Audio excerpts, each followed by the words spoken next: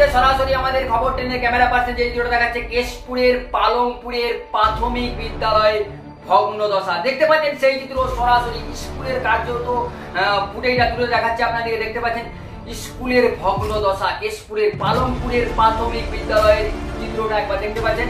School কার্যত হচ্ছে হরি মন্দিরে, ছাত্র ছাত্রীরা স্কুলের ভয়েতে ঢুকছে না। বারবার প্রধান শিক্ষক, পঞ্চায়েত সমিতি এবং সকলকে জানিয়েও কিছু কার্যত কাজ হয়নি। আর স্কুল হচ্ছে হরি মন্দিরে, পালংপুরের প্রাথমিক বিদ্যালয়ের ভগ্নদশা। স্কুলের সিলিং ফ্যান এবং কিভাবে ঝুলছে তাও চিত্রটা দেখাচ্ছে। এই মুহূর্তে দেখতে পাচ্ছেন কার্যত ছাত্র ছাত্রী যারা ছোট ছোট বাচ্চা রয়েছে তারা কিন্তু স্কুলের মধ্যে ভয়ে প্রবেশ করছে না, অভিভাবকরা যেতে দিচ্ছে না।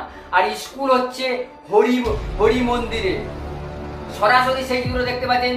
এবং বারবার উপরের কর্তৃপক্ষ জানিয়েও কিছু লাভ হয়নি, কিন্তু অভিভাবকরা বলছেন যে সরকারের কাছে আমরা আবেদন রাখছি যাতে স্কুলটি ভালোভাবে মেরামতির কাজ হয়। এই মুহূর্তে সরাসরি কিন্তু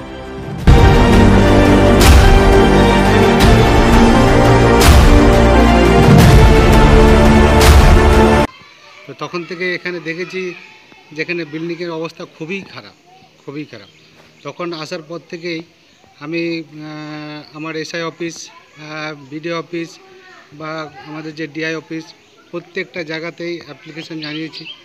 এখানে ছাত্র সংখ্যা খুব ভালো, সবাইরই পড়ার খুব আগ্রহ আছে, কিন্তু আমরা শিক্ষক যারা আছি আমরা কিন্তু সেইভাবে পরিকাঠামোটা পাইনি যে বাচ্চাদেরকে সেভাবে আমরা পরিষেবা দেব।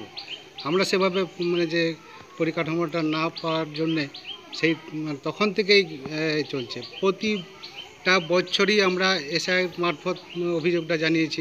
হ্যাঁ, আমাদের পঞ্চায়েত সমিতির শিক্ষা কর্মাধ্যক্ষ ছিলেন সহ, ওনার মাধ্যমেও আমরা আবেদনটা জানিয়েছি। কি বলছে ওনারা? হ্যাঁ, উনি বলছেন হয়ে যাবে। মাস্টারমশাই মানে টিচাররা তারা করছে কি, আমাদের যে মহাপ্রভুর মন্দির রয়েছে পালংপুরে, ওই মন্দিরে বাইরে যে প্ল্যাটফর্মের মতো জায়গাটা রয়েছে ওইটাতে টিউশন নিজের বাচ্চা পড়ছে, রনিত মণ্ডল তার নাম, কিন্তু আমরা পাঠাতে পারছি না। আজকে নিঘাত বৃষ্টি সবে মানে মেঘের আকাশ পরিষ্কার বলেই ছেলেটাকে ফেলে পাঠাবো না। সরকারের কাছে কি আবেদন করবেন? সরকারের কাছে আমরা আবেদন করব এইটাই যে আমাদের এই স্কুল যেন খুব ভালো মতো হয়, 6টা ক্লাসের বড় স্কুল হোক, পাঁচির হোক। এই পাঁচির নেই বলে এই যে সামনে যেই মন্দিরে যে না, আমাদের কাছে খবর আছে ওইটা, তবে গতবারে এশিয়ার যখন দেওয়া হয়েছিল তখন আমাদের কাছে ওই খবরটা ছিল না। এখন আমরা চেষ্টা করছি যত তাড়াতাড়ি সম্ভব ওটা মেরামত করে দিতে হবে, কেননা একে তো নদীর পাড়ে এবং যেখানে স্কুলটা এখন আপাতত গ্রামবাসীরা চালাচ্ছে সেই জায়গাটা ততটা নিরাপদ নয়, বৃষ্টি হলে অসুবিধা হবে। তাই আমরা ভাবছি যত তাড়াতাড়ি সম্ভব ওটা মেরামত করে দেওয়া হবে। এবং মেরামত করলে তো হবে না, ওটাকে নতুনভাবেই করতে হবে বিল্ডিং। দেখেছেন নিশ্চয়ই আপনারা, এটা খুব মানে এমনভাবে ক্ষতিগ্রস্ত হয়েছে যে ভিতরে বসি সেগুলোকে পড়াটা মোটেই নিরাপদ নয়। আমাদের নজরে আছে, বিডিও সাহেব কালকে গেছিলেন, যত সত্তর ওটা পারি আমরা একটা মেরামত করে এবং আবার স্কুল চলে উপযোগী করে দিই।